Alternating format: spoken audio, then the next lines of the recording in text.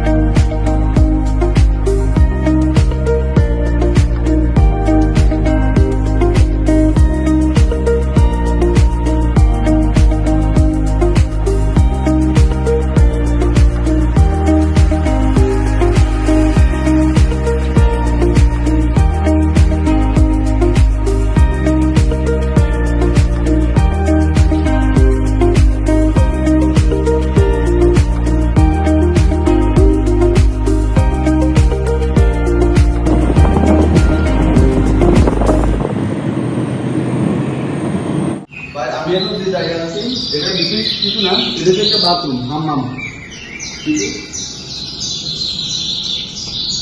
মানে অন্যরকম একটা ফিল আছে, কাজের আওয়াজ। আর সামনে একটু দিয়ে আসছে সবুজ গাছে গেলা ফুলের বাগান। যে ফুলের বাগান এটা টক আপাতত না হয় ফুলে দেখা যাবে। দেখো এখানে সবুজ গাছ, ফুলের বাগান, উপরে কাজের আওয়াজ আর লাইটিং, মাশাআল্লাহ। একটা বাথরুমের ভিতরে এই অবস্থা আলাদা ভিতরে। এটা হচ্ছে সে মসজিদ, বাইরে পুরোটাই সবুজ এরিয়া, ঠিক আছে? গাছপালা দিয়ে ঘেরানো, সবুজ পুরোটা মিনারি, সবুজ গাছপালা লাগানো। একটু সামনের দিকে আসলে এগুলো হচ্ছে কি টপ, পানির টপ।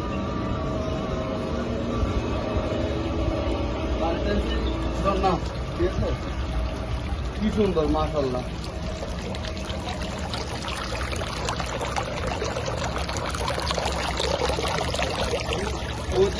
মসজিদের চারপাশ গাছ লাগানো, সবুজ গাছ লাগানো, ফুলের গাছ লাগানো, মানে অন্যরকম একটা ফিল এসেছে মসজিদে।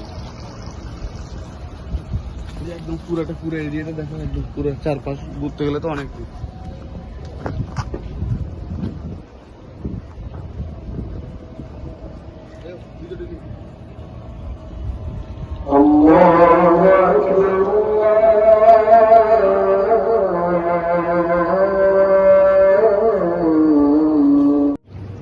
মসজিদের ভিতরে সবগুলা গাছ, সবুজ গাছ মসজিদের ভিতরে। আর একটা সুন্দর জিনিস হচ্ছে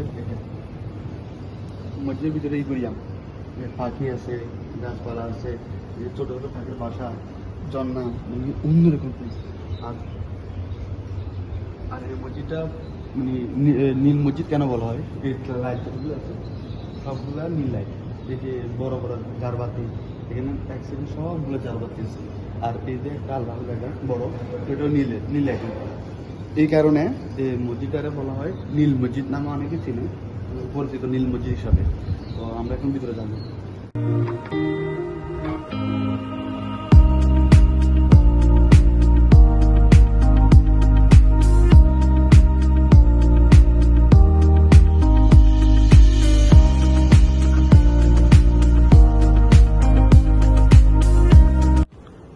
নামাজ শেষে এই খাওয়ার জন্য এখানে গাওয়া সায় দিছে, তো আমি একটু ট্রাই করি।